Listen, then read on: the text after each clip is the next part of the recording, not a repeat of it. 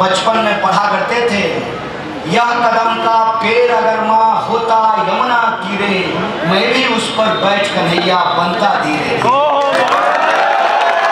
पूछना चाहते हैं कि 10 साल में ही सही एक बार आए तो सही, 10 साल में ही सही एक बार अपना शकल दिखाए तो सही।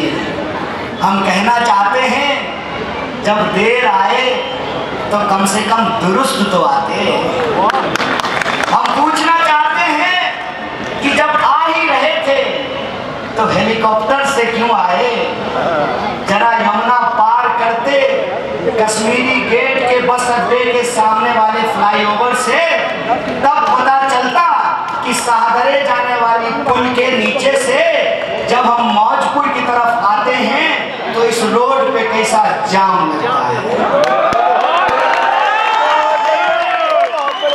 भजनपुरा जाने वाली जो सड़क है, जिसका चौड़ीकरण का वादा किया था इस उत्तर पूर्वी दिल्ली के सांसद, करोड़ों का टर्मिनल बनकर के तैयार है, बस और ई रिक्शा कैसे भिड़ता है आमने सामने। आप आते सड़क से तो पता चलता 10 साल पहले आपके सांसद ने जो 2 गांव गोद लिए थे सभापुर में और चौहान बस्ती में, कैसे उस इलाके में नल में पानी नहीं आता, नाली से पानी बहता है कैसे। बहुत बढ़िया। आप आते सड़क से तो पता चलता कि दूसरे इलाके में रेड का मतलब होता है रुकना, हमारे उत्तर पूर्वी दिल्ली में रेड का मतलब होता है जल्दी जल्दी निकल लो नहीं तो जाम में फंस जाओ। 9 बजे से पहले चले। दूसरे इलाके में ट्रैफिक पुलिस को देख करके लोग जल्दी जल्दी सीट बेल्ट लगा लेते हैं, यहाँ तो ट्रैफिक पुलिस वाला भी सीट बेल्ट नहीं चेक करता है, 200 रुपए के लिए खड़ा रहता है, हेलमेट नहीं चेक करता है। यह जो कानून व्यवस्था की हालत है उससे एक बार नजरें 2-4 करते तो सही। मैं कहता हूँ आजकल देश में बड़ी बड़ी बातें होती हैं। मैं छोटा इंसान हूँ, माँ आंगनबाड़ी की नौकरी करती है, हमारे पास हेलीकॉप्टर हवाई जहाज नहीं है, हवाई चप्पल है, इसलिए छोटी छोटी बातें और मैं लोगों के जीवन से जुड़ी हुई बातें करता हूँ। 10 साल में ही सही एक बार आए, बताते तो सही जिस विकास का दावा किया गया वह विकास किन गलियों में छुप गया है, गली नंबर 12 में कि गली नंबर 9 में। यह बात मैं आपसे इसलिए कर रहा हूं कि मुझे बड़ी बड़ी बातें करना नहीं आता। एक शेर शायर ने लिखा था, मुझे आता नहीं ना मोहतरम को मोहतरम कहना, किसी को ज्यादा किसी को कम कहना। साधारण सिंपल सीधी बात करता हूं, क्योंकि राजनीति में मैं आया नहीं हूं, लाया गया। मैं तो दिल्ली पढ़ने आया था साहब, और मैं घर छोड़ा था प्रधानमंत्री बनने के लिए नहीं, मैं तो IAS बनने के लिए घर छोड़ के आया। 2009 में दिल्ली आया और संयोग देखिए क्या गजब का संयोग है। इसको कहते हैं अंग्रेजी में नेचुरल जस्टिस। जिसको छोड़ करके साहब घर से निकले उनका नाम यशोदा है और मेरा नाम कन्हैया। इसको कहते हैं संयोग कि मैं पैदा हुआ गंगा किनारे और वक्त ने, हालात ने और लोगों के जज्बात में यमुना करके खड़ा किया।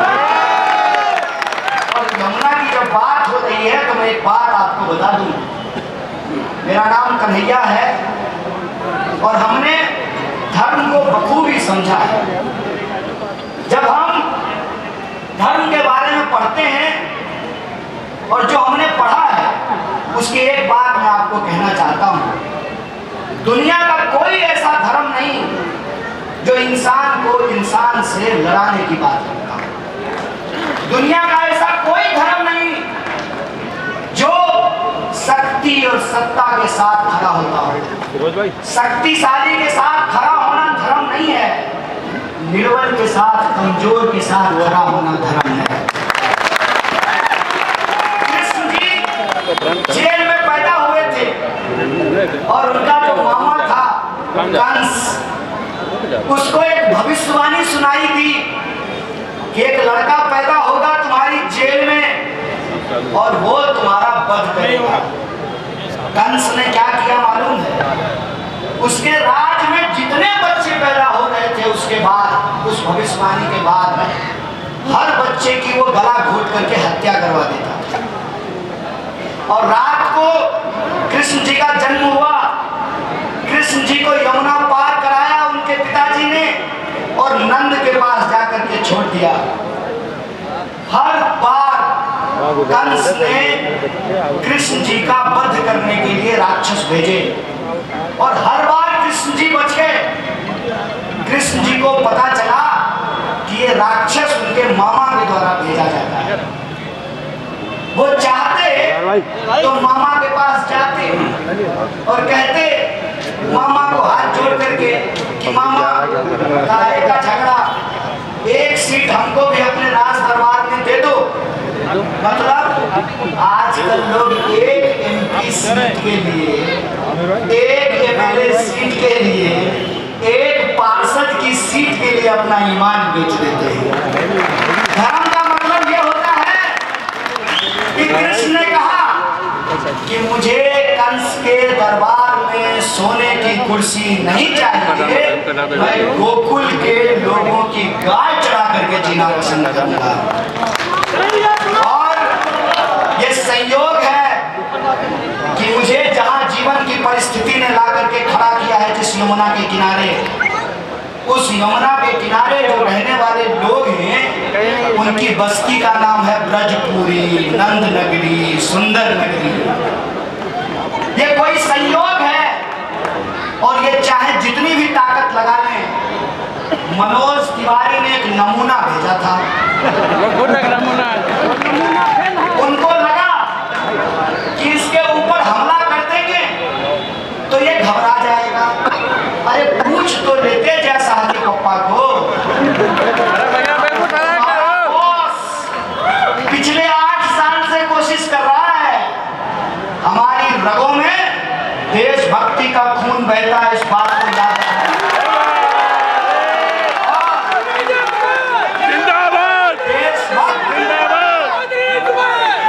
देशभक्त होने का मतलब संविधान की रक्षा करना होता है। हमारे पुरखों ने अंग्रेजों की चापलूसी नहीं की। हमारे पुरखों ने अंग्रेजों से लड़ करके, जेलों में जा करके, फांसी पर चढ़ करके इस देश को आजादी दिलाई है। जैसे हमारे पुरखों ने अंग्रेजों के खिलाफ लड़ करके स्वतंत्रता सेनानी बन करके इस देश को आजादी दिलाई, वैसे ही हम संविधान सेनानी बन करके इस देश के संविधान की आखिरी सांस तक रक्षा करेंगे।